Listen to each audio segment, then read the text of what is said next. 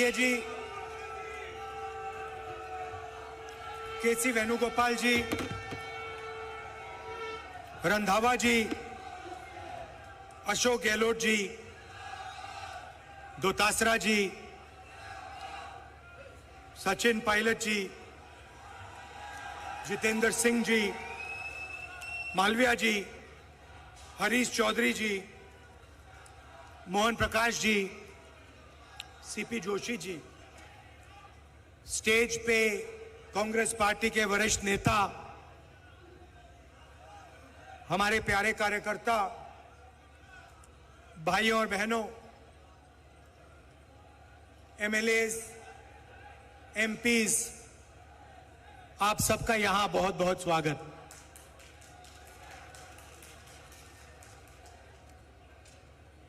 ये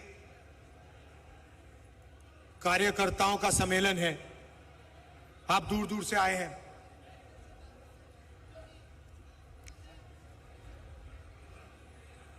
जैसे राजस्थान में रणथंभौर है, रणथंभौर में अगर आप जाएं, आप गए होंगे,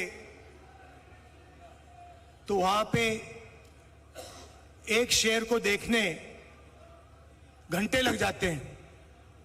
मतलब ढूंढो उसको, 6-7 घंटे लगते हैं और फिर एक झलक दिखती है, भाग जाता है। आप में से लोग गए होंगे रणथंभौर। यहां पे पहली बार मैंने देखा है कि हजारों बब्बर शेर एक साथ बैठे हुए हैं।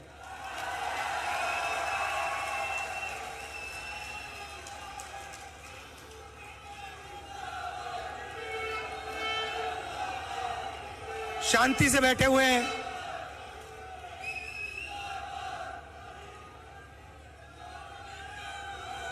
नफरत की बाजार नहीं है, मोहब्बत की दुकान है।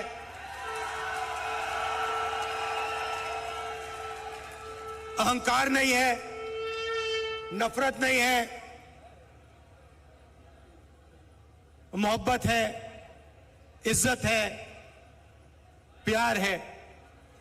ये फर्क है बीजेपी में और कांग्रेस पार्टी में। विचारधारा की लड़ाई चल रही है।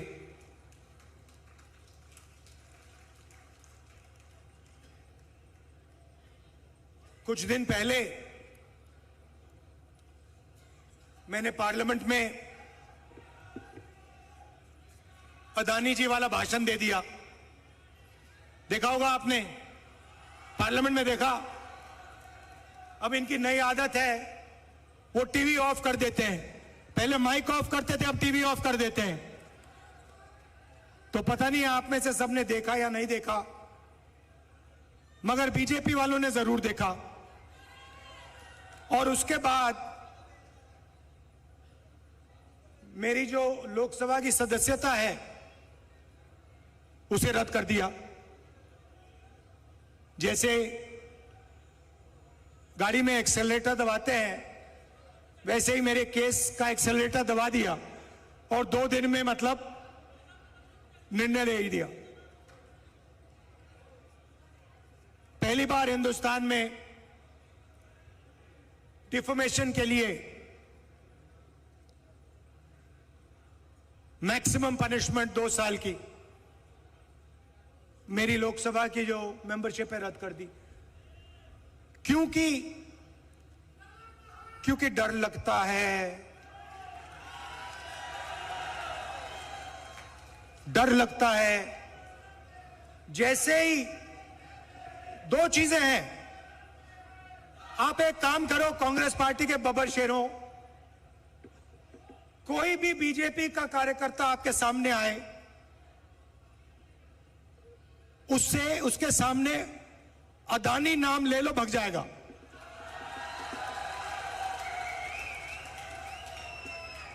एक से उसको सामने खड़ा कर होगा, आएगा, वो कुछ भी कहे, आप उससे कहो भैया एक बात बताओ, ये आपके जो प्रधानमंत्री हैं, इनके बीच में और अदानी जी के बीच में क्या रिश्ता है, बीजेपी वाला भग जाएगा। तो पैनिक होता है, डर लगता है। उसके बाद दूसरा भाषण दिया, प्रेस कॉन्फ्रेंस की तारीखें आप मिला लीजिए। जैसे ही मैंने लोकसभा में भाषण दिया वैसे ही मेरे केस पर एक्सेलरेटर दबा दिया गया। उसके बाद इंटरनेशनल फाइनेंशियल अखबार में अदानी जी के बारे में कहानी आती है। मैंने प्रेस कॉन्फ्रेंस किया। जिस दिन प्रेस कॉन्फ्रेंस किया उस दिन नरेंद्र मोदी जी ने स्पेशल सेशन लागू कर दिया और पहले महिला आरक्षण की बात नहीं थी। आपको याद होगा, पहले हिंदुस्तान के नाम को बदलने की बात थी। याद है आपको? इंडिया से भारत। अब पहली बात, कॉन्स्टिट्यूशन में साफ लिखा है इंडिया दैट इज भारत, मतलब दोनों नाम कॉन्स्टिट्यूशन में हैं। मगर ये इन्होंने पहले नया बहाना बनाया, इंडिया वर्सेस भारत। कोई झगड़ा नहीं इंडिया और भारत के बीच में, मगर इन्होंने कोशिश की भैया इंडिया और भारत के बीच में लड़ाई कराओ।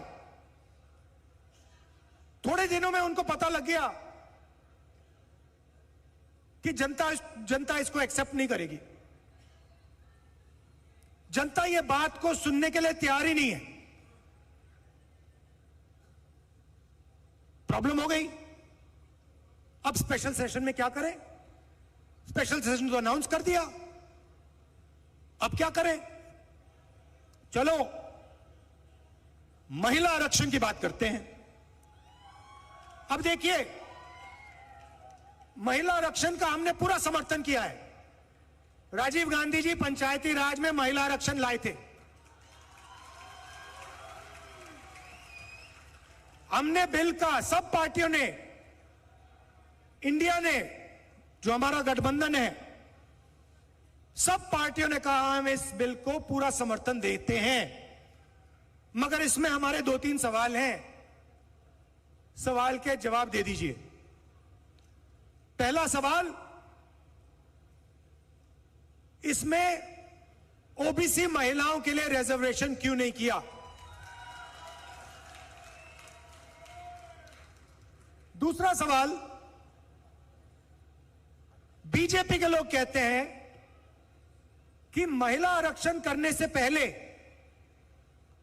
नए सेंसस की जरूरत है और नए डिलिमिटेशन की जरूरत है। यह सच नहीं है भाइयों और बहनों। महिला आरक्षण को लागू करने के लिए विधानसभा और लोकसभा की 33% सीटें महिलाओं को आज दी जा सकती हैं। मगर इन्होंने बहाना बनाया है। ये चाहते हैं कि महिला आरक्षण 10 साल में लागू हो। हम चाहते हैं कि महिला आरक्षण आज लागू हो।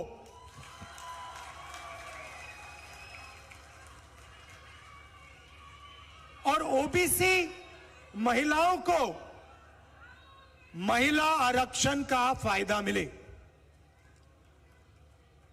अब पार्लियामेंट में मेरा भाषण था, तो भाषण के लिए मैंने थोड़ी रिसर्च की।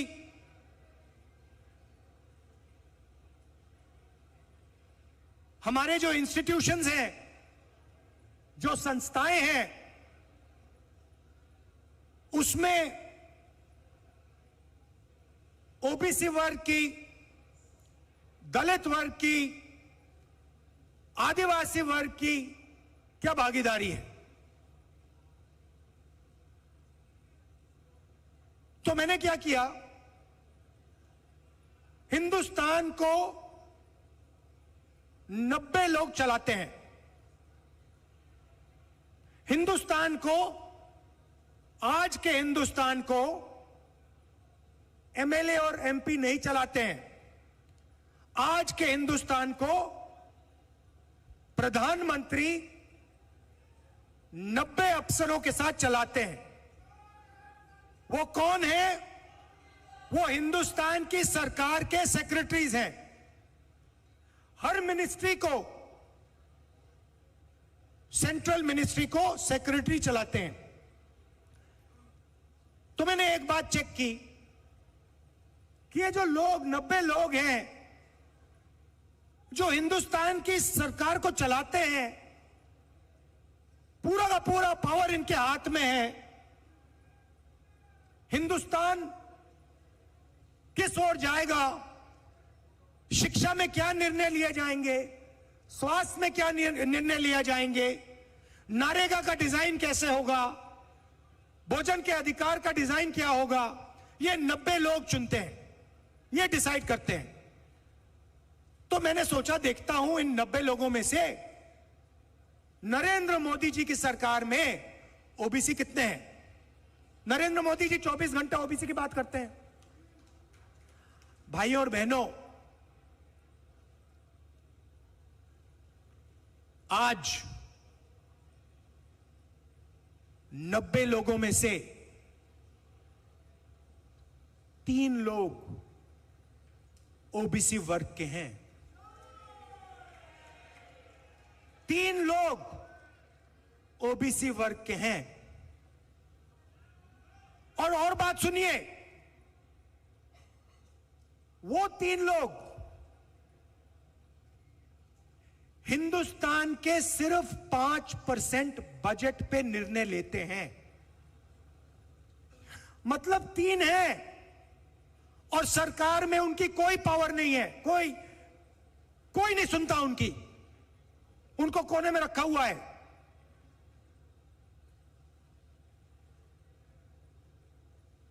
तो फिर पार्लियामेंट में मैंने एक और सवाल पूछा जो शायद हिंदुस्तान के लिए,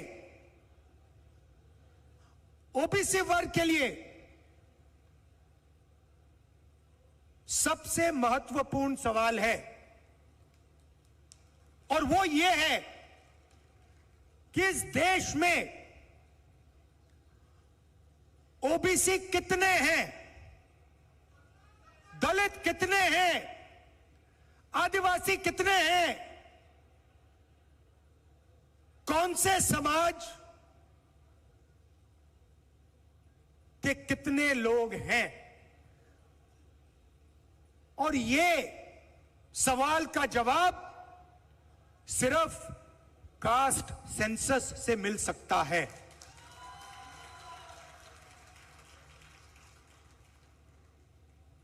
जैसे ही मैंने कास्ट सेंसस की बात शुरू की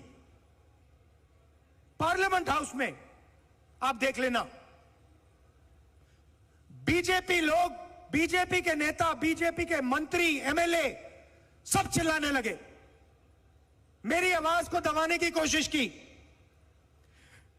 टीवी का कैमरा हिल गया कि देश के ओबीसी को यह पता ना लगे कि हिंदुस्तान की सरकार को जो चलाते हैं, 90 लोग जो चलाते हैं, उनमें से सिर्फ 3 ओबीसी वर्ग से आते हैं।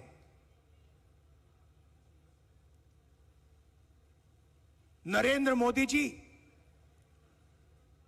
बीजेपी अदानी जी से डरते हैं। अदानी जी शब्द को अगर विपक्ष का कोई बोलता है, बीजेपी का कार्यकर्ता, प्रधानमंत्री, मंत्री सब हिलने लगते हैं, टीवी ऑफ हो जाता है, माइक बंद हो जाता है। दूसरी तरफ जैसे ही कांग्रेस पार्टी कास्ट सेंसस की बात करती है, जो मैंने बात उठाई पार्लियामेंट हाउस में, 90 लोगों में से 3 लोग ओबीसी क्यों हैं, 5% बजट इन लोगों के हाथ में क्यों है, क्या ओबीसी की आबादी 5% है? क्या 5% है? नहीं, ये कोई नहीं जानता। कोई कहता है 50%, कोई कहता है 45%, कोई कहता है 55%। मैं सिर्फ ये कह रहा हूं, किसी को चोट लगती है, पहला काम क्या करते हैं? पहला काम अस्पताल में ले जाते हैं, कहते भैया एक्सरे करो, एक्सरे करो, पता लगाओ कि असलियत क्या है। हड्डी टूटी है, हां या ना? कौन सी हड्डी टूटी है? कास्ट सेंसस भाई और बहनों, एक्सरे है। कास्ट सेंसस से पूरा पता लग जाएगा हिंदुस्तान में कौन कौन लोग हैं, महिलाएं कितनी हैं, ओबीसी कितने, दलित, आदिवासी, माइनॉरिटी, जनरल कितने हैं, पता लग जाएगा। एक्सरे के बाद काम किया जा सकता है। अगर हम ओबीसी को भागीदारी के देने की बात करते हैं तो बिना कास्ट सेंसस ये किया ही नहीं जा सकता है। तो प्रधानमंत्री 24 घंटा ओबीसी की बात करते हैं, ओबीसी की इज्जत की बात करते हैं, तो फिर प्रधानमंत्री कास्ट सेंसस से क्यों डरते हैं?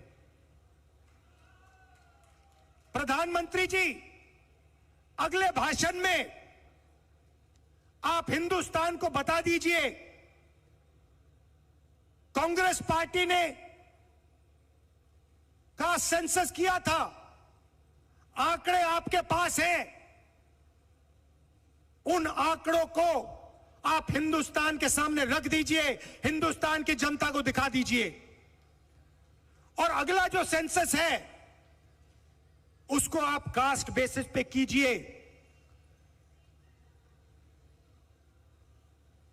ओबीसी का अपमान मत कीजिए, ओबीसी को धोखा मत दीजिए। अब आप देखना, नरेंद्र मोदी जी ना अदानी जी की बात कर सकते हैं और ना ओबीसी सेंसस की बात कर सकते हैं। उनके भाषण देखना आप, आने वाले समय में भाषण देखना, ओबीसी सेंसस पे वो एक शब्द नहीं बोल पाएंगे, आपके सामने आंकड़े नहीं रख पाएंगे, अदानी जी के बारे में एक शब्द नहीं बोल पाएंगे। सच्चाई ये है, यहां पे राजस्थान में हमारी सरकार ने आपसे झूठे वायदे नहीं किए।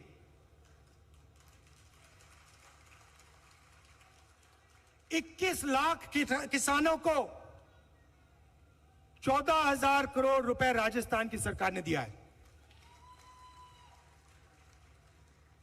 चिरंजीवी स्वास्थ्य योजना को आप जानते हो,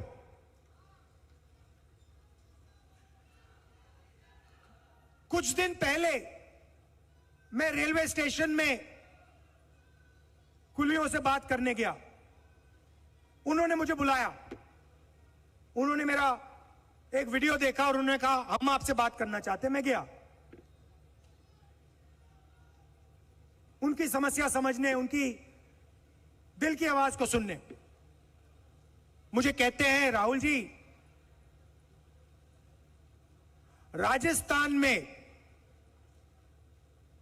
राजस्थान की सरकार ने जो स्वास्थ्य पे काम किया है उसने हमारी जान बचा दी।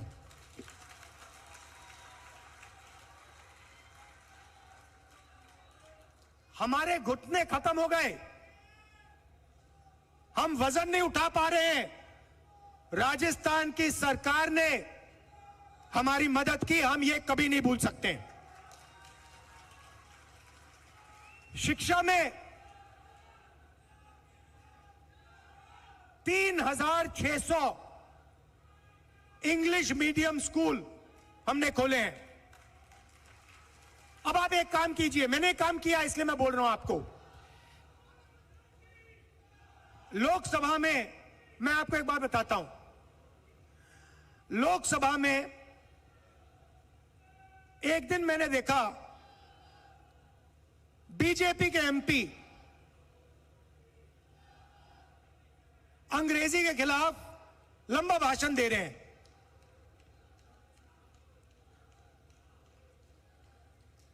और हिंदी के बारे में बोल रहे हैं। हिंदी सबको सीखनी चाहिए, मगर अंग्रेजी भी सीखनी चाहिए। दुनिया में अगर आप किसी से बात करना चाहते हो, आपको अंग्रेजी की जरूरत होगी। हिंदुस्तान में अगर आप किसी से बात करना चाहते हो, आप हिंदी में कर सकते हो। दोनों की जरूरत पड़ती है।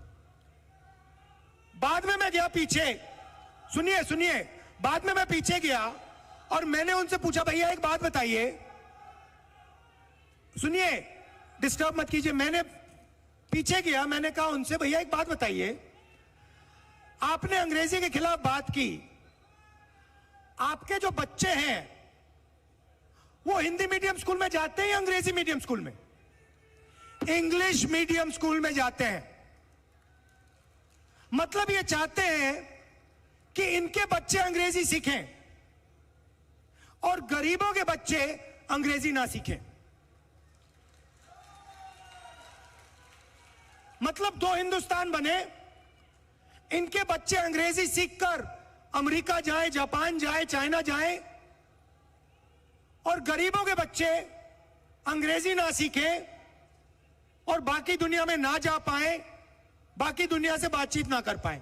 हमें दो हिंदुस्तान नहीं चाहिए, हमें एक हिंदुस्तान चाहिए। तो बब्बर शेरों,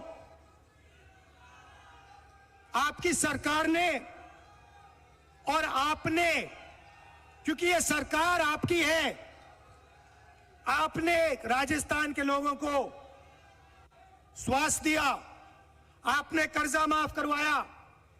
भैया यहां पे सिलेंडर कितने का है? ये गेहलोत जी ने, खारगे जी ने, मैंने ये हमने नहीं किया है, ये कांग्रेस पार्टी के कार्यकर्ता ने हमें कह के करवाया है। कांग्रेस के कार्यकर्ता ने, नरेंद्र मोदी जी पूरे देश में माताओं बहनों से पैसा छीनकर 2-3 उद्योगपतियों के जेब में डाल रहे हैं। कांग्रेस पार्टी के कार्यकर्ताओं ने राजस्थान की महिलाओं को 500 रुपए का गैस सिलेंडर दिलवाया है, ये भूलिए मत। 100 यूनिट मुफ्त इलेक्ट्रिसिटी बिजली आपने दी। इंदिरा रसोई में 8 रुपए के लिए खाना आप देते हो।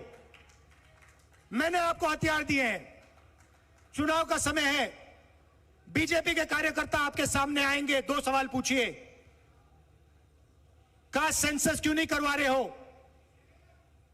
अदानी जी को आपने कितना फायदा पहुंचाया, देश को बता दो। हमने आपको स्वास्थ्य दिया, 500 रुपए का सिलेंडर दिया, कर्जा माफ किया। ये आपके हथियार हैं। मैदान में जाइए, सच्चाई रखिए, और ये जो नफरत फैलाते हैं, इनके नफरत के बाजार के अंदर मोहब्बत की दुकान खोलिए। धन्यवाद। जय हिंद।